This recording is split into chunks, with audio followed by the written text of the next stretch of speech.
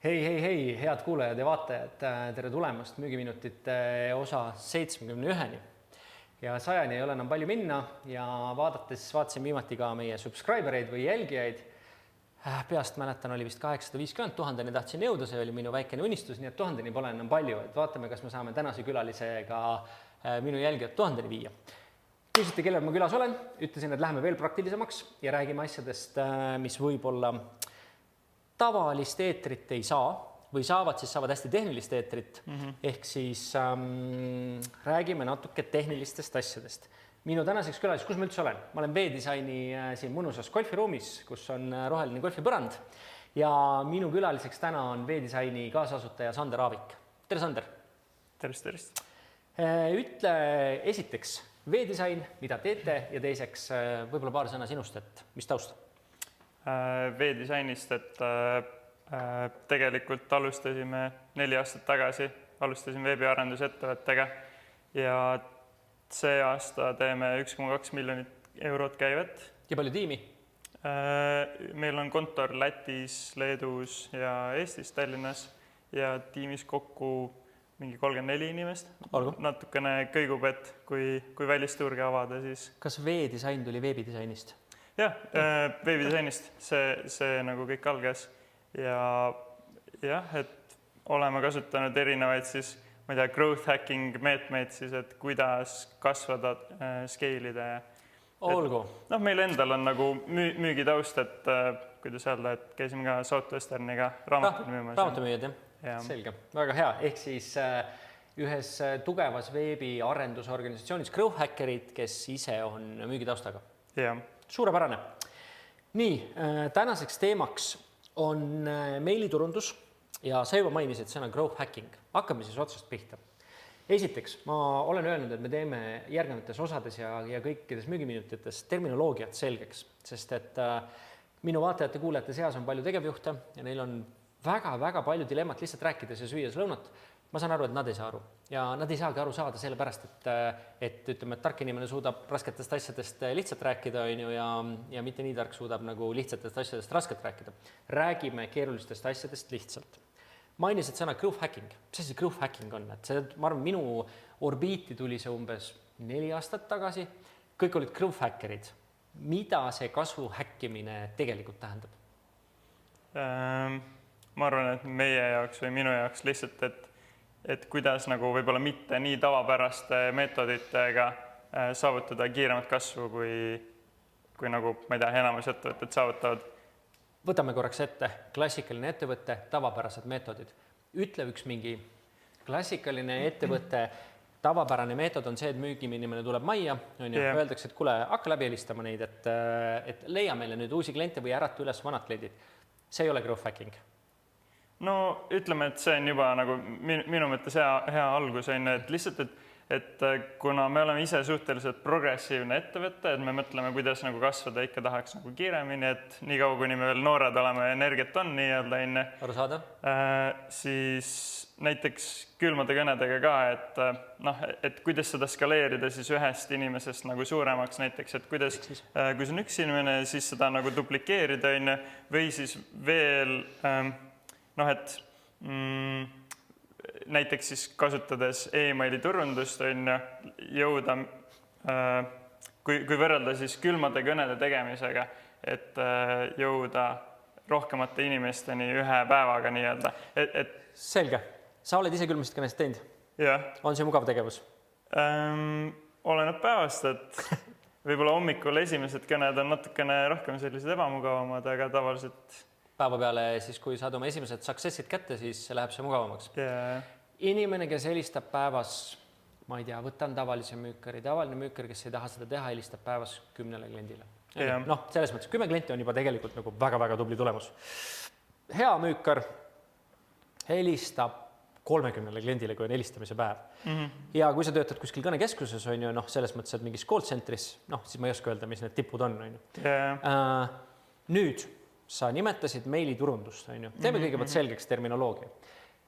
Kui ma räägin kellegiga meiliturundusest, siis öeldakse Smiley, MailChimp. Kas see on meiliturundus? See on ka meiliturundus, aga see on pigem, see on siis nagu newsletteri saatmine pigem. Uudiskirja formaat, jah. Et meie kontekstis me räägime pigem cold emailist, et see on siis ainult B2B valdkonnas või sa tohid saata selliseid äripakkumisi või külmasid kirjasid ainult, kui sul ei ole kasutaja luba, sa võid saata ainult ärikliendile. Olgu, väga hea. Tõmbame 2 teemat lahku. Kasutan Smile'it, teen uudiskirja. Mul on vanast ajast list, kes on minu kliendid. Nende seas on erakliendid ja ärikliendid. Tõmban kogu selle listi Smile'isse sisse, saadan kõigile oma uudiskirja. Kas ma käitun valesti? Kas ma nagu seaduse mõttes käitun valesti, kui mul on nende kõikide klientidega suhtlus olnud? Vahet ei ole, nad on B2C või B2B, kas ma tegelikult tohin, sest ma tean, et seda tehakse iga päev. Mulle tuleb iga päev uudiskirju, kus ma ei ole mitte mingisugust konsenti mitte kuskile andnud. Ma vastaks niimoodi, et ma ei ole päris andmekaitse spetsialist, aga nii palju, kui ma selle andmekaitse inspektsiooniga olen ka suhelnud nendel teemadel, siis tegelikult on see, et isegi kui see ei ole päris seaduslik, siis reaalsuses praktikad, nad ei jõua tegeleda nende kaebustega. Täiesti, sellepärast näen ka mina iga päev seda, see on tavapärane praktika. Kusjuures me ise, me katsume teha seda, kuidas öelda, juriidiliselt korrektselt, ja kui ma saan tõesti eraisikuna sellise kirja, siis ma olen selle edastanud andmekaitse inspektsiooni isegi. Olgu. Ehk siis, kui B2B vaatest, ärikliendi müügi vaatest, kui mina saan potentsiaalselt teiselt partnerilt kirja, siis mina vaatan alati, et mul oleks võimalik sellest välja minna. Seal peaks olema unsubscribe.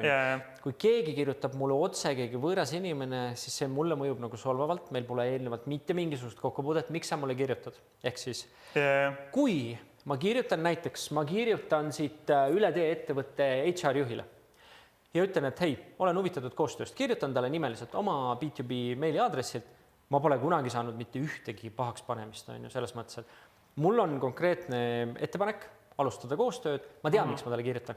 Ehk siis ma saan aru, et üks väga suur vahe on see, kas 1000-le saata see kiri laiali või 1-1 kirjutada nendele kõigile. Põhimõtteliselt ma saan vähemasti nii, nagu mina seda lahti mõtestan. Uudiskiri on 1000-le. Sama sisuga, tere Urmas, anname sulle teada ägedatest asjadest. Nüüd see, mida teie teete, see meiliturundus, see on justkui 1-1, aga te saadate neid välja päevast 1000. On mul õigus? Et nagu see ongi selle peamine vahe, et see peab vähemalt tunduma personaalne. Et kui te tahate tulemusi saada sellega, siis see ei tohi välja näha nagu mingi suvaline reklaamkiri. Et esiteks, mis on nagu erinevus ka newsletteritega, et newsletterid on täis kujundust ja HTML-i, cold email peaks olema plain text, seal ei peaks olema ühtegi rida HTML-i ideaalis, seal ei tohiks ühtegi linki ka olla, kui sa saadad massiliselt. Kui saadad vähemas skaalas, siis on okei panna mõni link või siis kui sul on väga hea, kuidas öelda, saatmisinfrastruktuur, siis on okei ka linke panna. Nii, teeme ühe veel selgeks. Ettevõtte tegevjuht ütleb, et davai, mul on mailbox seadistatud, on ju, Urmas @ ettevõtte domeen. Kas ma võin seda 1000 kirja saata oma mailboxist? Võid, aga ma ei soovita. Mis siis juhtub? Lihtsalt väga suur osa nendest meilidest lähevad spämmi, kui sa saadad ühe meili alt. Ma panen ära. Väga suur osa läheb nagu nendest spämmi, siis lisaks, kui sa saadad oma põhidomeeni pealt, siis sinu, kuidas öelda, teised kirjad ka nagu nii-öelda töömeilid hakkavad spämmi minema. Hakkavad pihta saama. Küsin selle võib-olla kõigepealt ära, kindlasti kõik huvitab seda. Millisest hetkest hakkavad minu kirjad spämmi minema? Kas keegi teine peab teiselt pool otsas midagi tegema? Kas keegi peab märkima, et see on spämm? Või kuidas? Kas mootor võtab ta kuskilt kinni? Kas meiliserver võtab ta kuskilt kinni? Ütleb, Urmas saadab 1000 välja oma isikliku töömeili alt. Kas see on probleem? Vaata, selles mõttes nagu kuidas öelda, sa võid saata 1000 kirju, kui inimesed ei raporteeri, et sa oled spämmer või et see on spämm, kui inimesed päriselt loevad ja vastavad ja ei raporteeri, sa võid saata 1000 kirju, aga tõenäoline on, et käsitsi, need ei ole nagu nii relevantsed ja personaalsed, siis et sa iga päev ei saada 1000 kirja. Ma iga päev ei saada, aga ma võiksin saata kokku 1000 kirja sama põhja pealt igale ühele. Tere Mari, tere Rein, Pere Tiit on ju, ma võiksin saata ja ma võiksin saata ka oma meili alt 1000 tükki välja, kui keegi ei vajuta nuppu, et Urmase kiri on spämm, siis tegelikult probleemi ei ole, lihtsalt see on väga ebaefektiivne toimimine, on ju. Noh, ärilises mõttes. Okei, sa ütlesid põhidomeenilt. Mida tähendab põhidomeen? No põhidomeen, et näiteks kui meil on, ma ei tea, veedisain.ee või teil Foruses on forus.ee või EU, et ära saada siis @forus.eu pealt, vaid loo lisadomeen, näiteks, ma ei tea, veedisain, sidekriips, turundus või siis veedisain.com või veedisain. Ehk siis, kui mina tegevjuhina saadan 1000 kirju oma meili pealt välja, ma ohustan ettevõtte domeeni. Olgu, mitte ma ei ohusta Urmas ettevõtte domeen, vaid ma ohustan ettevõtte domeen . Ma olen oht sellele. Ehk siis, kui ettevõtte domeen läheb spämmifiltritesse, siis on kõigil probleem, ka minu kolleegidel. Olgu, see on väga oluline asi, mida teada ja millest aru saada. Et ma võin nii palju jagada, me oleme sellega omal käel kunagi läbi kogenud, et enam ei kasuta põhidomeeni. Selge, ehk siis mitte rikkuda, see on väga oluline point, millest tuleb aru saada. Kui sa oled ettevõtte omanik ja kui sul töötab 5 müükarit, on ju, ja nad teevad, mida iganes neil on vaja teha, selleks, et müük ja leib lauale tuua, siis tuleb olla teadlik, mida nad teevad, sest vastasel juhul nad võivad ohustada seda, et ka sinu kirjad ei jõua enam kohale ja need lähevad spämmi. Olgu. Good point. Nüüd, mis siis juhtub, kui mina ettevõtjana tulen teie agentuuri ja ütlen, et nii, mul oleks nüüd vaja hakata, ma ei tea, toome näiteks, minu kliendid istuvad Tartus, minu product market fit toote turu sobivus sobib Tartusse. Kui ta tuleb siis teile majja ja ütleb nii, davai, teeme kampaania. Mida see päris elus tähendab? Mis siis juhtuma hakkab? Räägime näiteks listidest juba, et kuidas ma saan Tartu ettevõtetele saata, Tartu ettevõtjatele saata, teistele juhtidele, teistele positsioonidele, mis seal taustal juhtub? No sul on vaja andmebaasi, kus sul on olemas klientide asukoht. Kus andmebaasid tulevad? Kus saada neid on? Eestis võite osta äriregistrilt, infopangast võite osta, neid müüjad on mitmeid, et äriregistri andmed on head. Eestis on selline hea äriregister. Mujal välisriikides ei ole olnud nii kvaliteetne. Ütle, kuna meil Baltikum on hästi suures fookuses paljudel ettevõtjatel, kas Läti ja Leedu, mis nende äriregistrid teevad? Leedu on okei, Läti on jube. Kaos, jah? Täielik kaos, aga tänapäeval väga äge on see, et AI-ga saad teha massandmetöötlust, et näiteks oletame, sa tahad seda Tartu ettevõtete listi. Või ka Riia, ei ole vahet, ka Riia näiteks on ju, et võtame Tartu. Sa saad Riia või Tartu, isegi kui saad nagu äriregistris kätte nagu kõik Tartu ettevõtted näiteks, paljudel võib-olla äkki nad ei ole domeeni lisanud või mis iganes, sul ei ole nende e-maile.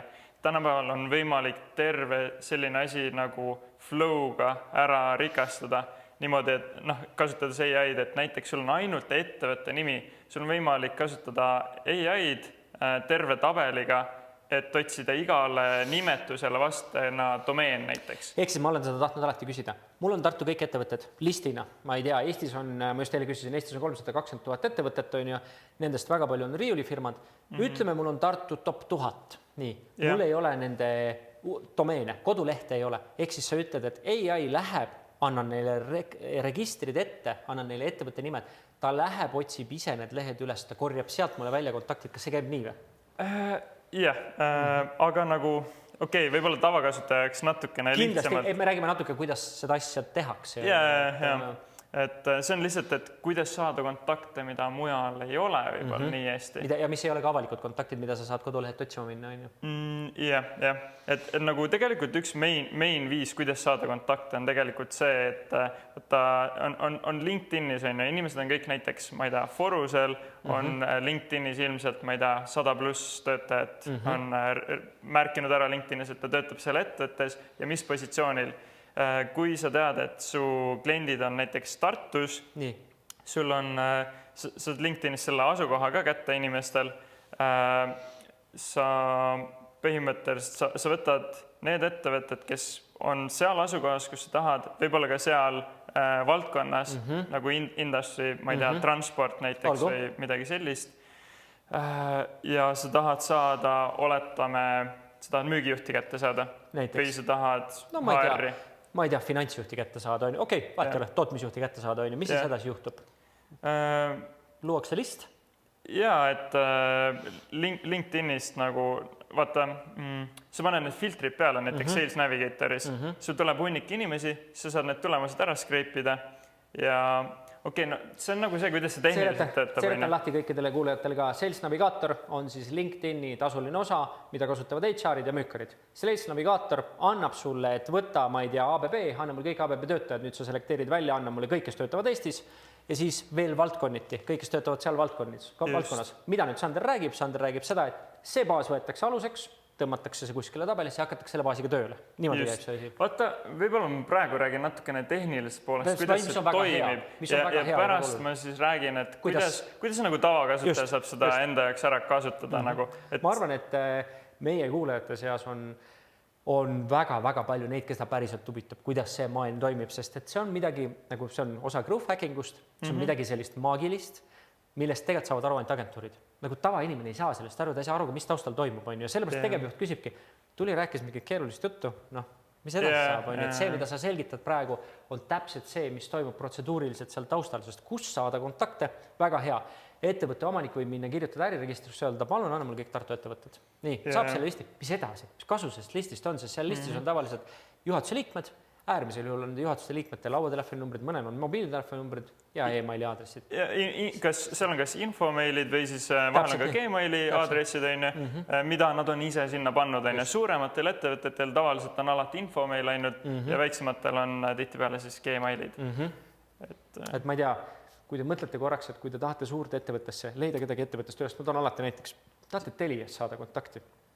Kui palju töötab Telias inimesi, kui palju on business vertikale. Ja keda te tahate Teliast? Absoluutselt. Ma olen ise selles rägastikus olnud mitmed korrad ja jumal tänatud, kui sul on Teliast tuttav küsida, kuhu suunda ma pean üldse vaatama, nagu millises business vertikalis see inimene töötab, keda ma üldse otsin, sest vastasel juhul sa ei saa mitte kunagi ei jõua inimeseni välja. Et siis see on see raske koht, nagu suuremate organisatsioonide puhul.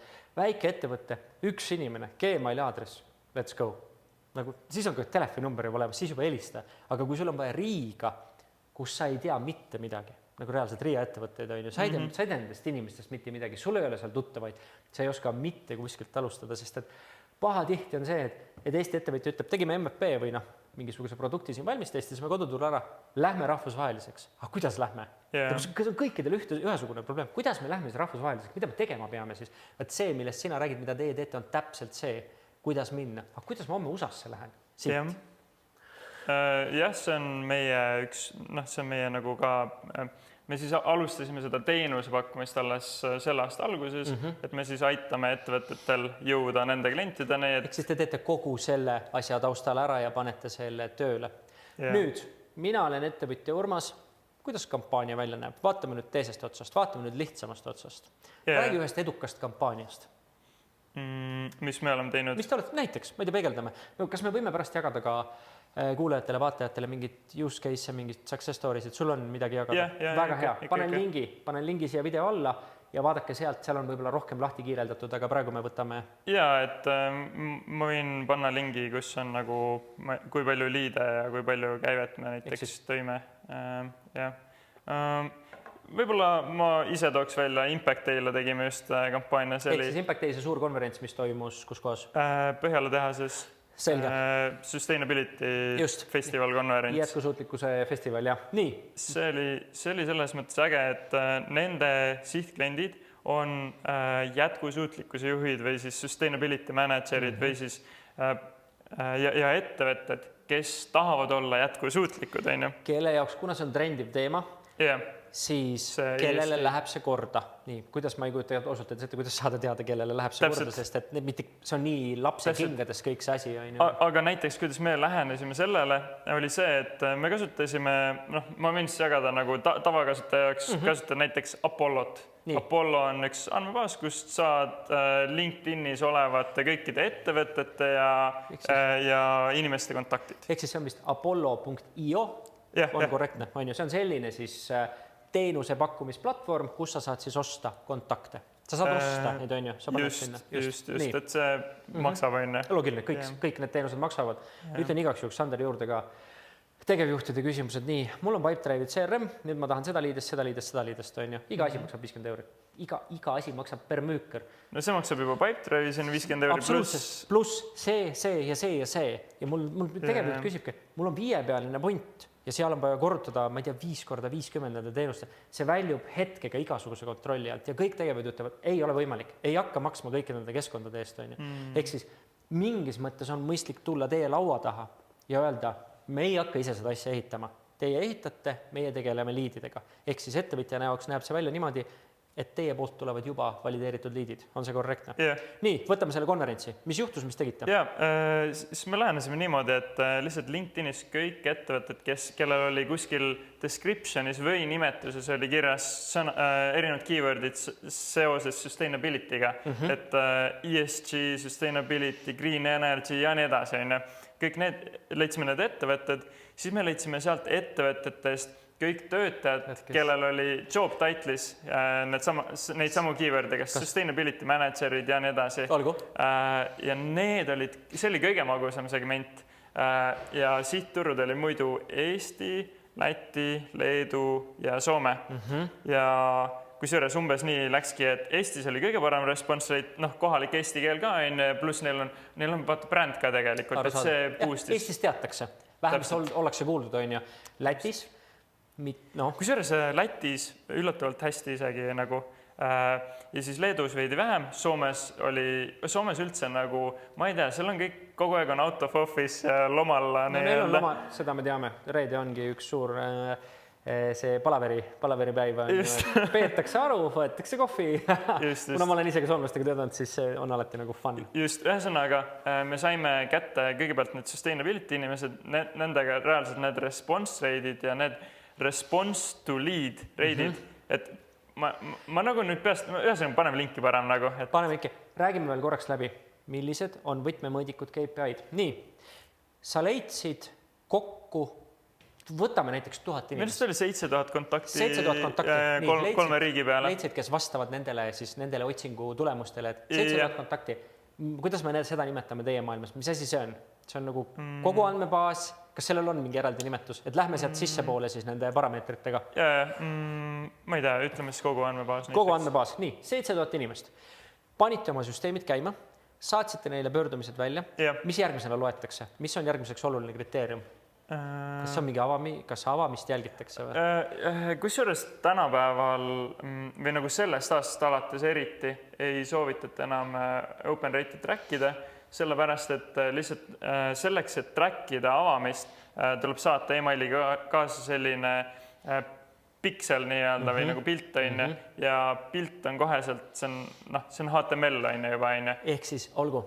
Ehk siis selleks, et inimene näeks, et näed, Sander on minu meili 3 korda lahti klikkinud. Pipedrive'is samamoodi ma kasutan igapäevaselt, absoluutselt igapäevaselt kasutan ise ka. Need võivad palju rohkem minna spämmi, lihtsalt arvestage sellega.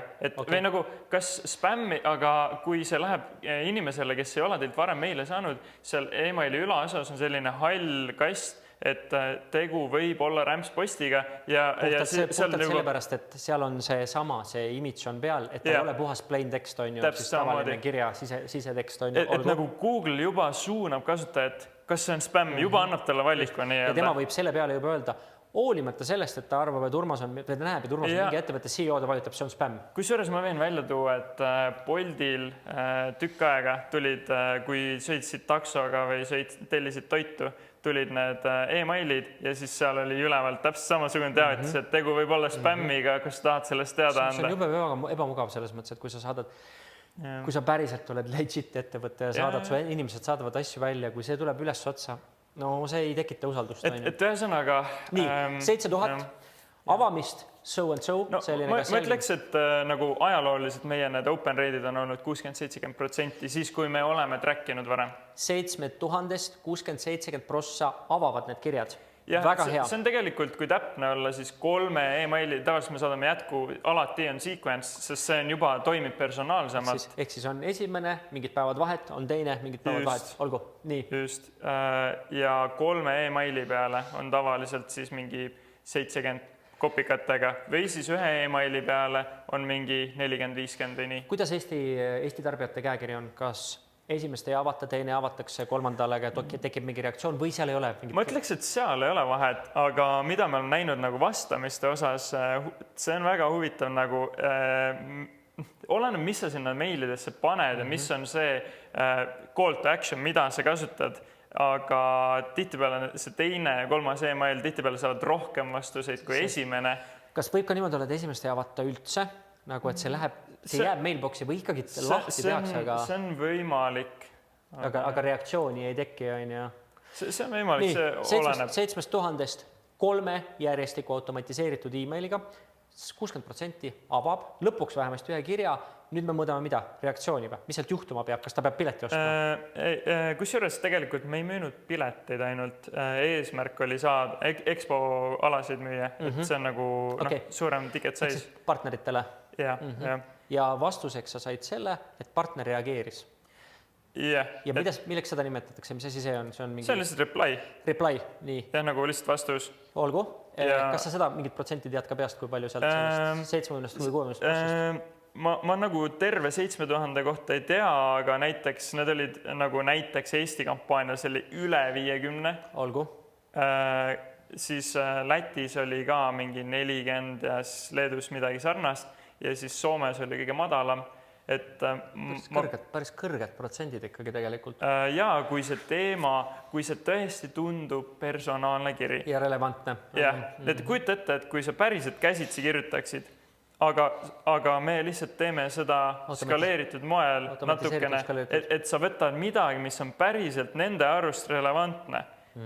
Et või siis, et mida sina tead, et näiteks me tegime sellist kampaaniat ühele ettevõttele, kus me teadsime, et nad ekspordivad sellesse riiki. Ja siis me panime, et kuna te müüte sinna, siis... Ehk siis relevantseks tegi selle, et tere Urmas, me teame, et te müüte sinna, ehk siis ma vaatan, olgu, eeltöö tehtud. Ehk siis see paneb mind kõnetama, mõtleb, see kiri tundub nagu päris. Selles mõttes, Täpselt. Ma saan aru, ehk siis nii-öelda copyright või selle kirja kokku kirjutamine, mida te saadate tuhandeid välja, on väga-väga oluline sellest, et see oleks päriselt relevantne. Sest sa võid ka juurde öelda, mis on statistika uudiskirja avamisel? Meil on 1000 inimest uudiskirja listis, meie legendaarsed. Mis on mingi keskmine uudiskirja avamise reit? Ma olen kuulnud väga erinevaid, et ma olen kuulnud 10% kuni 15%. Sellele ma ei oska vastata, ma ei ole saatnud ühtegi uudiskirja. No ma tean, mingi maailma keskmised on mingi 10-15% on nagu reaalne, et kui 1000-st 10 teeb see uudiskirja lahti ja loeb. Tundub väga vähe, tundub väga vähe, kellele kohale jõuda. Et kui sealt 30%, ma olen näinud erinevaid, ma olen ise teinud uudiskirjade kampaaniaga. Ma arvan, et väga oleneb sellest ka, mis see sisu on. Näiteks mina saan uudiskirju, millelt ma ei ole unsubscribe'inud, näiteks Neil Patel. Ja ma päriselt nagu, need on väga hästi kirjutatud ja ma tihtipeale lähen isegi ta lehele ja vaatan nagu, mida mulle saadeti. Ehk siis, ütleme niimoodi, nii kui palju minu kogemus ütleb, on 2 asja. Mis oli eelmise kirja sisu, sellest sõltub järgmise kirja avamine ja küsimus on sellest, kas see on sulle väärtuslik. Kui see on sulle väärtuslik, siis palun saada. Et selliseid kampaaniaid te teete, seda automatiseerimist te teete ja mina kliendina, võib-olla lihtsalt välja tuua, et kogu kontaktibaasist lõpuks me saime 280 sales opportunity't. Ehk siis mille peale siis, millega hakkas müügimeeskond tööle? Et ma ei mäleta palju neid vastuseid kokku oli, et vastuseid kokku oli palju rohkem, aga jah, see on see, millega müügimeeskond peab nagu tegelema, et kas saatma neile pakkumise, kas panema nendega videokõne. Kust müük hakkab tööle? Kus hakkab päriselt müük tööle? Nii, võtame Sander kokku. Sinu lauda tuleb tegevjuht, ütleb Sander, meil selline teenus, toome jälle üks hästi lihtsa näite. Eestis meil selline teenus, tahame minna Riiga, mida sina talt ootad? Sina ootad talt, kes on su kliendid, kes on su valim, kas sa aitad ära kaardistada selle, et kelle poole peab pöörduma? Sa aitad need üles otsida, sa otsid välja nende kontaktid, sa tahad saada siis juurde peadomeenile ja ütleme, et sa tahad nagu IT-tuge saada, selleks, et ära seadistada see süsteem. Siis taustal paned sina oma masinad käima ja tegevjuht saab tagasi valideeritud, ta saab nagu tema müügimeeskond saab konkreetse huvi. Nii, tervist, siit hakkame nüüd tegelema nagu päris müügiga. Et natukene ka, kuidas öelda, Muidugi see on mingil määral ka protsess, et vahel me saame tagasi, et kuule, mulle see call to action ei meeldi, kas me saame seda muuta, et Ehk siis nüüd me räägime sellest meili sisust, näiteks 3. meili sisust, on ju, mille peale reaktsioon tuli, eks seda peab adaptiivselt kogu aeg nagu vaatama ja muutma vastaselt ja seda te teete. Ja, et nagu, et kas me saame seda target audience'i tegema seda, mida me tahame päriselt ka, et või siis me tunnetame, et me ikkagi päris selliseid liide ei taha. Okei, see on siis selle liidi kvaliteet, selle sisse tuleva nagu ütleme niimoodi, et sa vaatad, et kas ta päriselt on qualified on inglise keeles, on ju, kas ta on kvalifitseeritud või ta on nagu kuidagi kogemata vastanud ja tegelikult taga ei ole justkui midagi rääkida. See on see nagu teema, mida te siis kogu aeg nagu adapteerite, on ju, ja olgu. Et muidugi neid vastuseid nagu, seda on nagu ainuke asi, kuidas me saame seda kontrollida, on see, kelle me saadame ja mis on see väärtuspakkumine või üleskutse. Loogiline, sest kui sul ei ole seal midagi öelda, siis sa ei tee nagu sellest samas just saia, on ju, seda me teame kõik, et sul peab olema siis nii-öelda see value proposition või see väärtuspakkumine, millega sa lauda lähed või millega sa hakkad kutsuma seda klienti, on ju. Lihtsalt tähtis, nagu sa ütled, et tähtis on leida riiast üles need konkreetsed inimesed, kes on sinu sihtotsingu nagu need personad või need, kes selle nii-öelda ICP või ideal customer. Hästi palju ägedaid sõnu on ju, et on persona, on avatar, on ICP, see ajab pea segamini, ma saan aru. Päeva lõpuks tahad sa Riia linnavalitsuse arhitekti kätte saada, on ju. Sind huvitab see, sest talle on see, mida sa kirjutad, relevantne. Üldmeili peal ei ole see relevantne. Osakonna direktoril ei ole see relevantne, on ju. See lihtsalt, see läheb spämmi. See kõik on spämm, sa pead tabama võimalikult täpselt. Ma ütleks, Sander, väga hea, et sa läksid natuke sügavamalt ka sellesse, mis taustal tegelikult toimub, sest see on tegelikult, ma arvan, mida väga paljusid huvitab. Sinuga ühendust võtta, paneme kontaktid siia alla, kirjutavad sulle, saad aidata ettevõtteid täpselt sellel temaatikal. Mida sa veel kokkuvõtteks tahad öelda?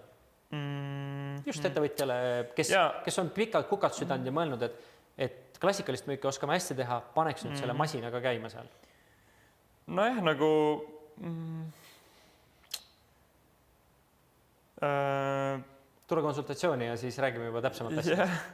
No see on üks variant või nagu, ma olen selline analüütiline inimene, aga ma arvan, et see on hea viis, kuidas katsetada, kas su turg üldse nagu, meil endal näiteks on kogemust mingi 30 erineva kampaaniaga juba selle ühe aasta ajaga. See on päris palju.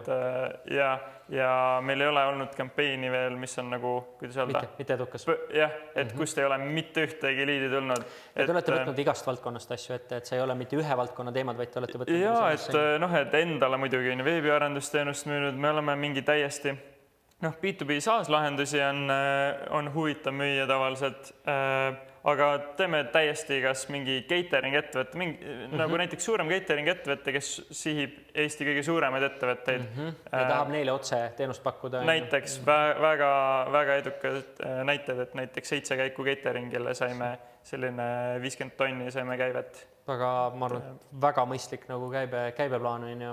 Ja pluss nagu nende enda turunduskulu nagu Nii, kes on siiamaani kuulanud, kas viskad õhku ka mingi esimene tund konsultatsiooni tasuta või kas teil on midagi sellist, kui keegi tuleb su jutule? Ei, ma tegelikult, kui kellelgi on mingid küsimusi, siis võib lihtsalt küsida kas LinkedInis või sander@veedesign.ee. Panen su LinkedIni profiili ka alla, video alla. Jah, ma arvan, et ma olen selline suhteliselt sõbralik, et kui kellelgi on ka lihtsalt küsimusi, et ma võin ka suunata, et kui ei tule nii-öelda meie ettevõttesse asi sisse, ma võin lihtsalt öelda, mida kasutada, mida mina soovitan, et instantly.ai võite minna. See on siis platvorm. Instantly.ai on siis platvorm, mille sees saab kogu seda asja, millest sa rääkisid üles ehitada. Tegelikult et siis teil ei ole isegi Apollot vaja nagu, et te saate kõik asjad näiteks seal sees ära teha, et tavakasutajale sellest täiesti piisab. Ütle mulle palun seda, kui ettevõtte juht või IT-juht tahab Instantlit ise käima panna nende ettevõtte sisebaasi peale, kas sa seda nõustad ka või? Et kui nad hakkavad ise püsima, kas sa aitad neid ka sellega, et mingi konsultatsiooni tunnitasulise asjaga teed? Ma arvan, et kui keegi küsib, ma võin mõelda sellele. Selge, väga hea, et kui päriselt tahate, et andmed on teie maja sees, mis iganes on see teie põhjus, siis kes tahab ise pusida, väga palju on neid väiksed ettevõtete omanikud tahavad alati ise pusida, vähemasti nad proovivad nii kauks, kui nad enam ei viitsi, siis nad peavad 1000 kuube kandma seljas ja 1000 asja tegema, et see lihtsalt päeva lõpuks sa ei jõua et ma võin ise öelda seda, et olen katsetanud erinevaid platvorme läbi, sul saab aeg otsa, sul on aeg ja jõud otsa, et sa ei jõua seda teha. Nii et mõnikord on kasulikum teha tund Sandriga ja siis otsustada, kuidas edasi minna, kui pusida 3 platvormi kallal, kulutada raha, iga asi maksab kuumaksu, iga asi maksab mitu tundi sinu ajast, YouTube'i videote vaatamist, proovimist ja lõpuks võtad ikkagi see asi ei käi nii, nagu sa tahaksid. Et me nagu nii-öelda spetsialistidena, eks me ka vaatame, et kuna me ostame nagu nii hulgi neid andmeid, et kuidas me saame hulgi nagu odavamalt. Siis väga hea. Aitäh sulle, Sander, et sa tulid. Ja kõigile teile kohtume 72. müügiminutite seerias. Aitäh teile jälgimast ja kuulamast. Kui näed väärtust, pane alla subscribe ja jaga seda osa vähemasti ühe tuttavaga. Aitäh!